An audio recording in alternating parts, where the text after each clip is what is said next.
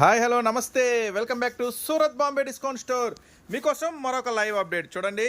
Pure original cotton ఉంటుంది, చాలా స్పెషల్గా ఉంటుంది. సైజెస్ వచ్చేసరికి XL, double XL, triple XL మస్త్ ఐటమ్ అండి, సూపర్గా ఉంటుంది ఐటమ్ వచ్చేసరికి.